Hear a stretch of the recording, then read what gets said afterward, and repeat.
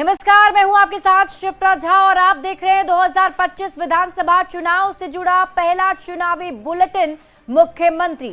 तो चलिए बिना देरी के शुरू करते हैं चुनावी खबरों का सिलसिला। लालटेन वालों ने जंगल राज दिया, अब हम लोग कभी उसके साथ नहीं जा सकते हैं। एक मौका तेजस्वी को दीजिए, वैकेंसी ही नहीं है। मुख्यमंत्री की शुरुआत सबसे बड़ी चुनावी खबर के साथ करेंगे।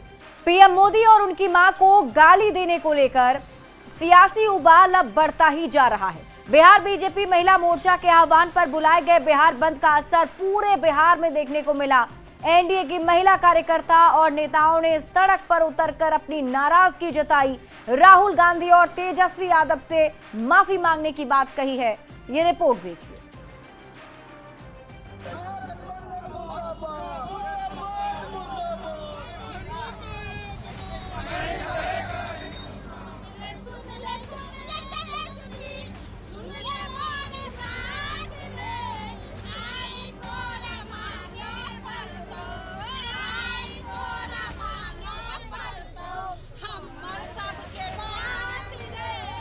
हजारों हजार की संख्या में सड़क पर संग्राम के लिए उतरी आक्रोशित महिलाओं की ये तस्वीरें बिहार के अलग अलग जिलों से सामने आई।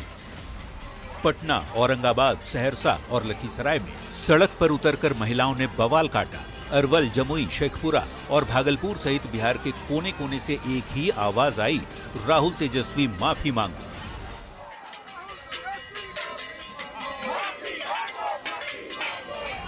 पीएम मोदी और उनकी मां को गाली देने को लेकर बिहार एनडीए के कार्यकर्ताओं के साथ ही बीजेपी के कई बड़े नेता भी सड़क पर उतरे। दरभंगा में राहुल तेजस्वी के मंच से पीएम को अपमानित करने पर भारी विरोध जताया गया। आज पूरा बिहार के एनडीए के कार्यकर्ता पूरे बिहार को 5 घंटा बंद का आह्वान किए थे और सभी जगह हम लोग आज एनडीए के कार्यकर्ता बिहार बंद को सफल कर रहे हैं। हमारे महिला मोर्चा के आह्वान पर आज बिहार बंद किया गया है आधे दिन का। जो प्रधानमंत्री जी की माता जी को गाली दिया उसका विरोध कर। बिहार बीजेपी महिला मोर्चा के आह्वान पर जेडीयू और चिराग पासवान की पार्टी के कार्यकर्ताओं ने भी बिहार बंद में हिस्सा लिया। मां की गाली देने पर गुस्से को जाहिर किया। कार्यकर्ताओं ने सड़क पर नारे लगाए कि मां का अपमान नहीं सहेगा हिंदुस्तान।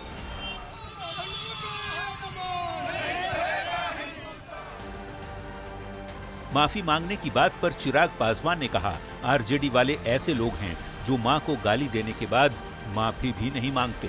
मेरी मां को भी ऐसे ही भद्दी भद्दी गालियां दी गई थी, लेकिन फिर भी तेजस्वी ने कभी माफी नहीं मांगी। गाली का इस्तेमाल कर भावनाओं को ठेस पहुंचाने का कार्य किया गया। उसके विरोध में एनडीए के द्वारा आज ये बंद का ऐलान किया गया है। एक माँ जो स्वर्गीय हो गई, जिसने गरीबी से बर्तन मांज के, कपड़े साफ के, बच्चों को पढ़ाया, एक भारत का प्रधानमंत्री बना, प्रभु राम की भक्त, आप जरा भी आपको शर्म नहीं है? मां के अपमान को लेकर एक ओर सड़क पर संग्राम तो दूसरी ओर सियासत दोनों ही जारी रही। एनडीए के बिहार बंद पर कांग्रेस पार्टी ने सवाल खड़े किए। कांग्रेस की महिला विधायक प्रतिमा दास ने राहुल तेजस्वी को क्लीन चिट देते हुए यहां तक कह दिया कि राहुल गांधी और तेजस्वी यादव को माफी नहीं मांगनी चाहिए। भाजपा के लोगों ने गुंडागर्दी जो है सड़कों पे की, महिलाओं के साथ बदतमीजी की गई, टीचरों के साथ बदतमीजी की गई, एम्बुलेंसों को रोका गया। ये भाजपा के लोगों का चुनावी एजेंडा है। क्योंकि देख रहे हैं जिस तरीके से बिहार प्रदेश बीजेपी के नेता रो रहे हैं कि अब तो हमारे सुपड़ा साफ होने वाला है। गाली पर गरमाई सियासत अब संग्राम का रूप ले चुकी है। चुनावी साल में बीजेपी महिलाओं के अपमान को बड़ा मुद्दा बनाने में जुट गई है। ऐसे में ये देखना होगा कि मां की गाली देने वाले मुद्दे से कांग्रेस और आरजेडी को चुनाव में कितना नुकसान पहुंचता है। पटना संवाददाता अमित कुमार, रवि एस नारायण, शैलेंद्र और दिल्ली रिपोर्टर अमितेश सिंह के साथ ब्यूरो रिपोर्ट, न्यूज़ 18।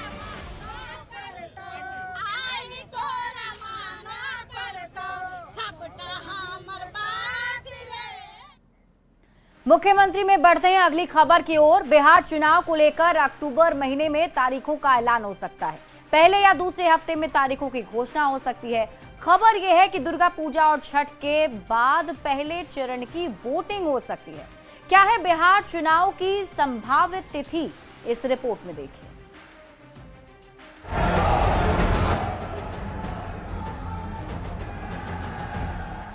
बिहार विधानसभा चुनाव को लेकर जिस पल का इंतजार सबको है, वो वक्त अब नजदीक आ गया है। सियासी सरगर्मी के बीच निर्वाचन आयोग बहुत जल्द बिहार विधानसभा चुनाव की तारीखों का ऐलान करने जा रहा है। संभव है अक्टूबर में चुनाव की तारीखों की घोषणा हो सकती है। अगले महीने पहले या दूसरे हफ्ते में चुनावी रणभेरी बच सकती है।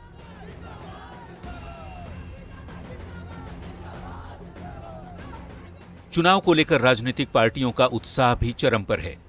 एनडीए और इंडिया गठबंधन के सियासी दल चुनावी रणनीति को अंतिम रूप देने में जुटे हुए हैं। निर्वाचन आयोग के सूत्रों के मुताबिक बिहार में 2 या 3 चरण में मतदान की संभावना है। दुर्गा पूजा और छठ के बाद वोटिंग कराई जा सकती है। 15 से 20 नवंबर के बीच चुनाव का रिजल्ट भी आ सकता है, क्योंकि 22 नवंबर से पहले चुनाव की प्रक्रिया पूरी कर लेनी है। इसके पीछे की वजह है मौजूदा एनडीए सरकार का कार्यकाल इसी समय पूरा हो रहा है। एनडीए के नेता एक बार फिर से बिहार में सरकार बनाने के लिए पूरे जोश में नजर आ रहे हैं। चुनाव आयोग जब कभी बिहार में चुनाव की घोषणा करे, बीजेपी 24x7 चुनाव के लिए तैयार रहने वाली पार्टी है। हमारी पार्टी लोजपा रामविलास बिहार विधानसभा चुनाव के लिए बिल्कुल तैयार है और इसकी तैयारी 2-3 सालों से हम कर रहे हैं। भारतीय जनता पार्टी और एनडीए के सहयोगी जुनून से भरे हैं। गृह मंत्री अमित शाह के साथ बैठक के बाद बिहार बीजेपी का जोश हाई है। वहीं दूसरी ओर नेता प्रतिपक्ष तेजस्वी यादव ने भी आरजेडी नेताओं और कार्यकर्ताओं को चुनावी टिप्स दिया है। राहुल गांधी की बिहार में वोटर अधिकार यात्रा की सफलता से कांग्रेस पार्टी भी काफी गदगद है। हम तैयार हैं कि नहीं ये महत्वपूर्ण नहीं है।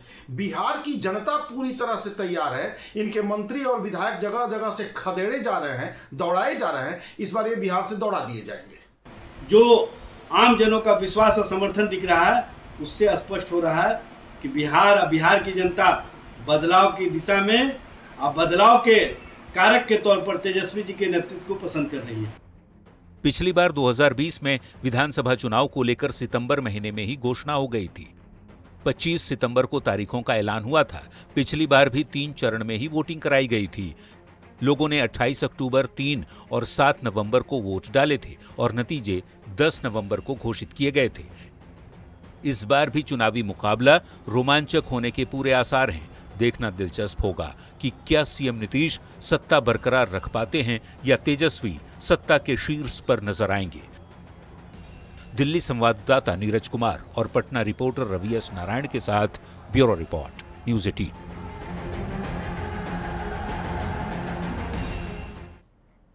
और मुख्यमंत्री में बढ़ते हैं अगली खबर की ओर। बिहार चुनाव से पहले पीएम मोदी ने बड़ी सौगात दी है। जीएसटी दरों में बदलाव कर मोदी सरकार ने बिहार के लोगों को चुनाव से पहले एक बड़ी राहत दी है। घरेलू सामान, जरूरी दवाइयां और कई सारी महत्वपूर्ण चीजों पर टैक्स कम करने का फैसला चुनाव से पहले सरकार ने लिया है। जीएसटी 2.0 में क्या क्या चीजें होंगी सस्ती, आप इस रिपोर्ट में देखिए।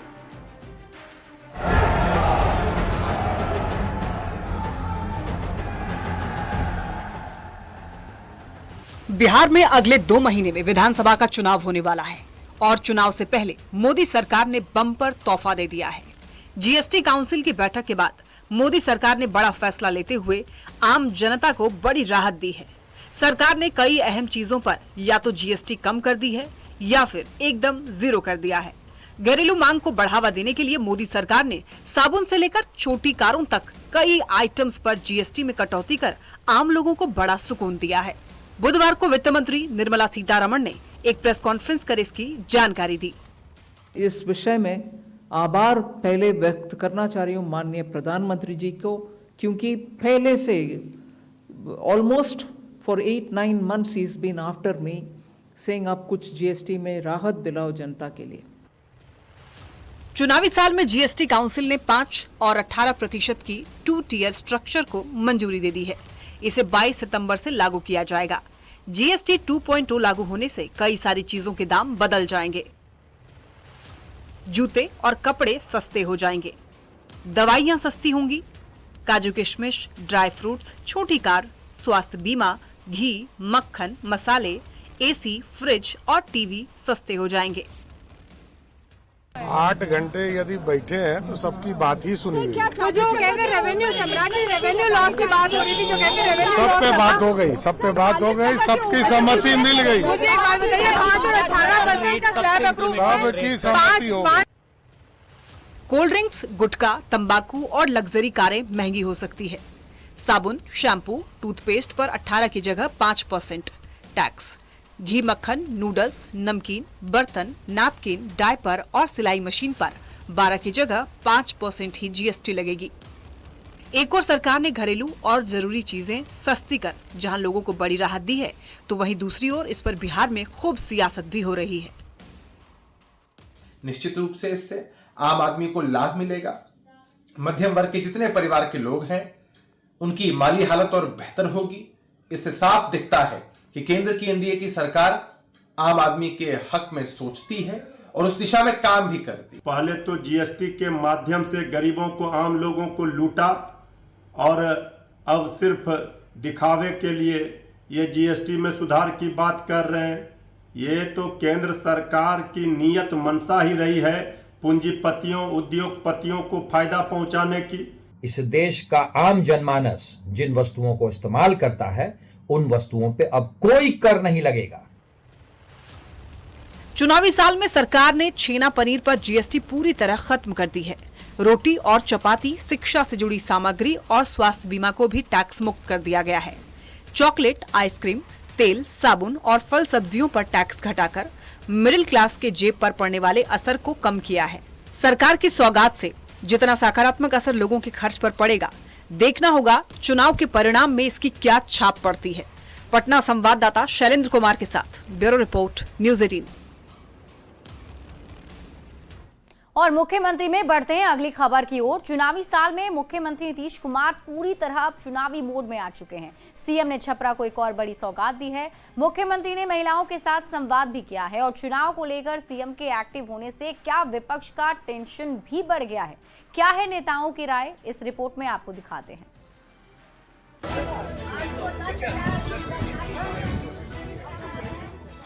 मुख्यमंत्री नीतीश कुमार का ये अंदाज, ये मिजाज बता रहा है कि सीएम पूरी तरह चुनावी मोड में आ चुके हैं।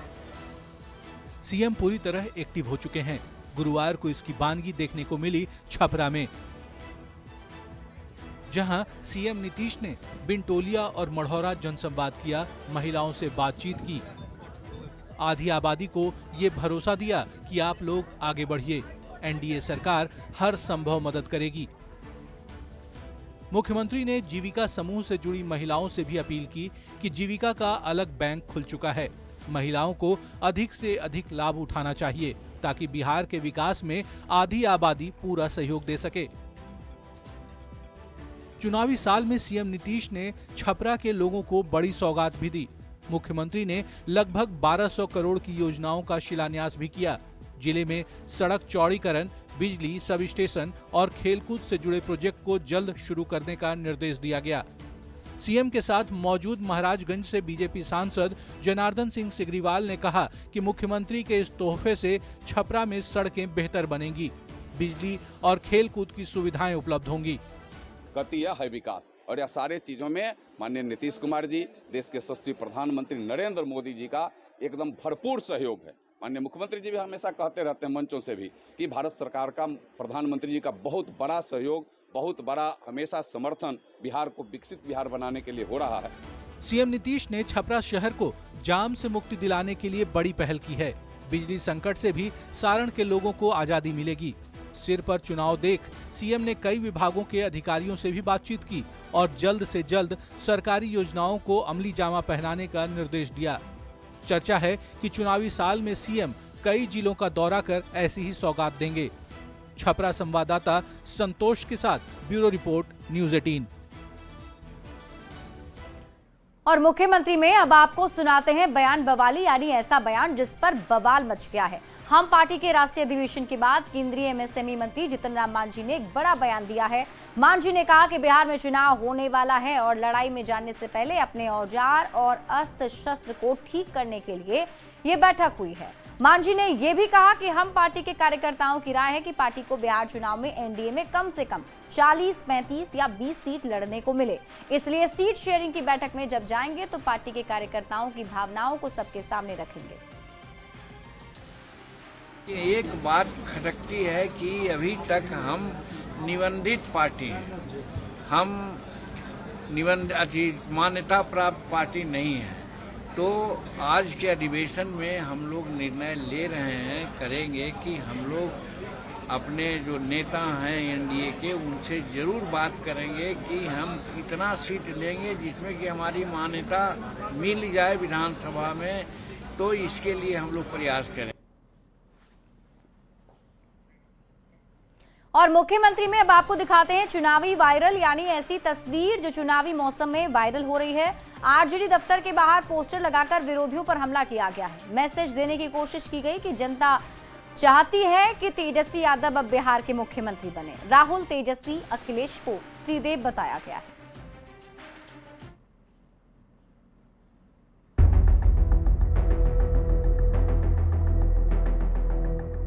दाहिनी ओर समाजवादी पार्टी के अध्यक्ष अखिलेश यादव, बीच में नेता प्रतिपक्ष तेजस्वी यादव और बाईं ओर कांग्रेस सांसद राहुल गांधी। चुनावी समर में राजधानी पटना की सड़कों पर लगा ये पोस्टर खूब वायरल हो रहा है। ये चुनावी पोस्टर हूबहू साल 1989 में आई बॉलीवुड की एक्शन थ्रिलर फिल्म त्रिदेव की कॉपी लग रही है, जिसमें अभिनेता नसीरुद्दीन शाह, सनी देओल और जैकी श्रॉफ ने मुख्य भूमिका निभाई थी। आरजेडी के पोस्टर में फिल्म की तरह तेजस्वी को बीच में रखकर मुख्य किरदार बताने की पूरी कोशिश की गई है। त्रिदेव जो फिल्म थी सनी देओल की, उससे जुड़ी हुई ये तस्वीर जो है वो बनाई गई है और इसमें त्रिदेव जो है वो अखिलेश यादव, तेजस्वी यादव और राहुल गांधी को बताया गया है। ये तीनों को त्रिदेव का नाम दिया गया है और इसमें स्लोगन जो है वो भी लिखा गया है कि जन जन का है एक ही नारा, पलटू चाचा को कर दो किनारा, तेजस्वी यादव बने मुख्यमंत्री हमारा।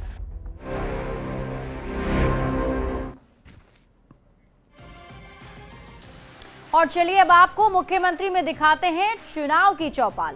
कटिहार में विधानसभा चुनाव को लेकर सियासी सरगर्मी बढ़ गई है। चारों तरफ चौक चौराहे पर चर्चा तेज हो गई है कि चुनावी लड़ाई में इस बार कौन बाजी मारेगा। हर तरफ चुनावी माहौल है। क्या इस बार से नीतीश कुमार का जादू बरकरार रहेगा या जनता किसी नए चेहरे को देगी मौका? क्या कह रहे हैं लोग, आइए आपको दिखाते हैं। बिहार में चुनावी माहौल दस्तक देने को है। ऐसे में एक चर्चा सरेआम हो रहा है कि इस बार बिहार के चुनावी मुद्दा क्या है। अगर राय शुमारी की बात करें तो चाय के साथ राय अक्सर चर्चा का विषय होता है। क्या मुद्दा होना चाहिए, बिहार चुनाव का मुद्दा क्या होना चाहिए? चुनाव का जो मुद्दा है वो तो लोग भूल गए हैं। तो मुद्दा होना चाहिए एजुकेशन, मुद्दा होना चाहिए बेरोजगारी, मुद्दा होना चाहिए बाढ़ की समस्या, मुद्दा होना चाहिए स्वास्थ्य। ये उठता कहाँ है, कौन सोचता है? यहाँ तो जात पात होता है, तो झेले जनता। जनता को जो मुद्दा होना चाहिए, गरीबी होना चाहिए, उसको 5 किलो अनाज चाहिए तो वो ले रही है। 80 लाख जनता वो ले रही है। उसको जो मुद्दा चाहिए आपको कि हमारे बच्चे पढ़ें कैसे, हमारे बच्चे को रोज़गार कैसे मिले, हमारा खेत जो डूब जाता है उसका कैसे निदान होगा, हमको रोजी रोटी के लिए दिल्ली पंजाब नहीं जाना पड़े, वो क्या उसका हल निकालना चाहिए। मुद्दा मुख्य होना चाहिए शिक्षा, जिससे हम अमेरिका का टक्कर लें। अमेरिका जो विकसित देश हो गया तो हम भी उससे ज़्यादा विकसित हुआ है। 30 करोड़, हम हैं 1.5 अरब, लेकिन तो पर भी हम अमेरिका को टक्कर नहीं दे रहे हैं कोई भी मामला में। उसका मुख्य मुद्दा है शिक्षा। जो पिछले सरकार थी उससे भी बदतर हालत आज के सरकार में है। भ्रष्टाचार जो है वो बेलगाम हो गया है, सरेआम अफसरशाही चल रही है, कहीं भी कोई काम बिना घूस के नहीं होता है। मेनली वही शिक्षा होना चाहिए और बेरोजगारी जो है उस पर बात होना चाहिए, क्योंकि हम लोग खुद स्टूडेंट रहे हैं तो हम लोग इस चीज़ को समझते हैं। मुद्दा देखिए, मुद्दा तो होना चाहिए वही कि रोजगार, गरीबी उन्मूलन, ये सब मुद्दा होना चाहिए, लेकिन मुद्दा हो जाता है जात पात, फिर गाली गलौज, आतंकवाद, ये सब मुद्दा हो जाता है। लेकिन जो ज़मीनी स्तर पे हम लोग फेस करते हैं कि एजुकेशन सिस्टम चरमरा गया हुआ है, रोज़गार नहीं मिल रहा है, लोगों को माइग्रेशन जाना पड़ता है, कमाने के लिए बाहर जाना पड़ता है। यहाँ पे अगर रोज़गार मिल भी रहा है तो जिसका शिक्षा है उस हिसाब से पैसा नहीं मिलता है, तो ये सब मुद्दा होना चाहिए। कुल मिलाकर लोग ये मान रहे हैं जो चुनावी मुद्दा है वो बेरोजगारी, शिक्षा, स्वास्थ्य जैसे मौलिक जो चीज़ है उस पर होना चाहिए। और इसके अलावा कई मुद्दा है, लेकिन लोग आज भी बिहार के चुनाव के लिए इसे ही मुख्य मुद्दा मान रहे हैं। सुब्रत, न्यूज़ 18 कटिहार। और इसी के साथ इस बुलेटिन में अभी के लिए बस इतना ही। आप देखते रहिए न्यूज़ 18 बिहार झारखंड। लालटेन वालों ने जंगल राज दिया, सबको बर्बाद किया। क्रेडिट झूठे लेता रहता है, तो क्रेडिट क्यों ना ले?